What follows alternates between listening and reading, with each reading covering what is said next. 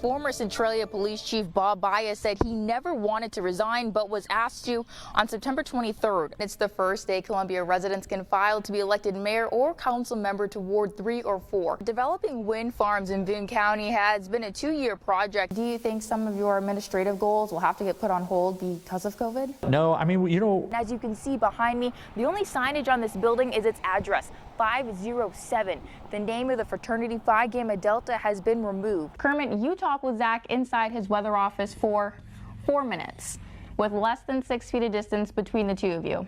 You then leave. I arrived on the scene just moments ago where Columbia police are investigating the death of 52-year-old James Hundle. The strip was lined with dozens of police vehicles, all responding to the fatal shooting near Casablanca. She said last night was absolutely horrible. She said 5 of them were inside the house when they heard the gunshots. And if you haven't made it to the polls yet, you still do have some time left. You'll be cutting it a little close, but if you leave right now, you should make it. It's affected my life tremendously. COVID-19 was the leading cause of death in law enforcement in 2020, and a year later, it's captured the top spot again. It's not surprising at this point anymore because COVID's affected so many people. The National Law Enforcement Officers Memorial Fund reports between January 1st and June 30th, 71 officers died from contracting COVID while performing official duties. Kind of shocked that that many officers had died from COVID.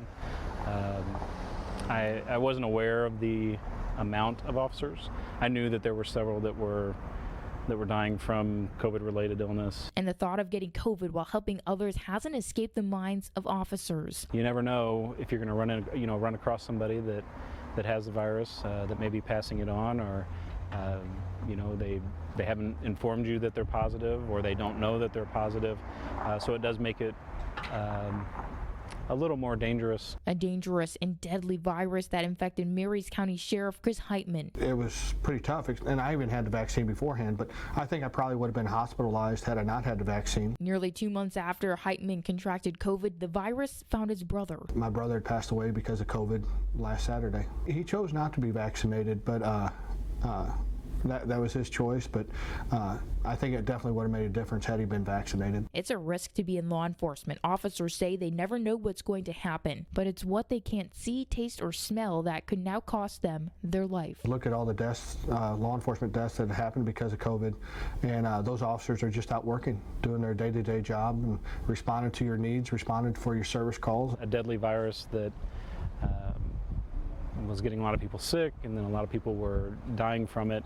I think it just amplifies the risks that we take every day with our job.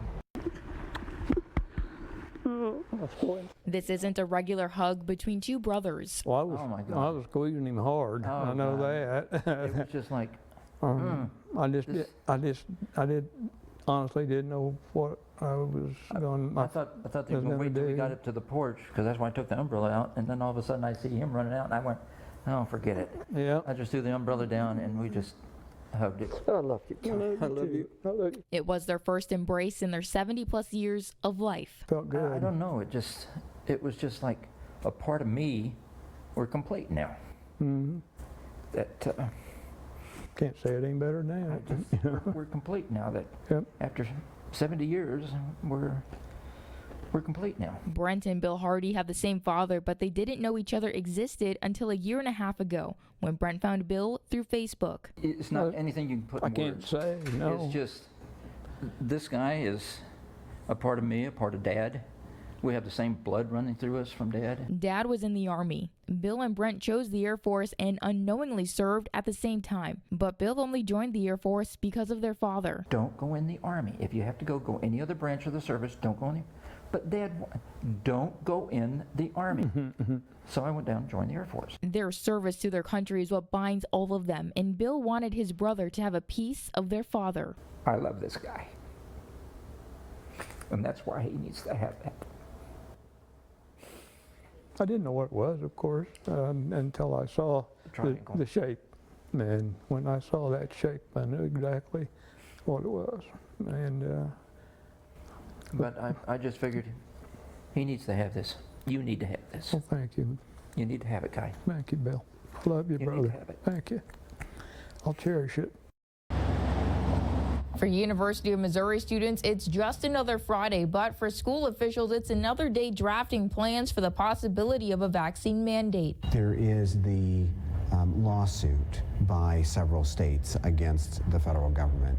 There also is a letter by several attorneys general that has been sent to the White House with concerns about the mandate. So there's a lot of different things that we are trying to go through and determine how does this affect MU, how does it affect the University of Missouri system. Which is why this problem needs several outlines. We plan for multiple scenarios, and knowing that there may still be a scenario out there that we don't have a particular answer to that we're going to have to be flexible for.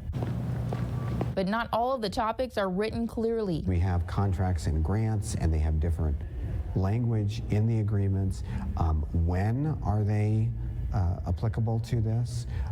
Specifically, which employees are applicable to this depending on where they work. For example, if we have individuals that are on federal grants or in federal contracts, do people who interact with them, are they also included in this? Or is this something where there are some potential exceptions? As the university continues to write plans, they'll also have to navigate plots that may rise along the way.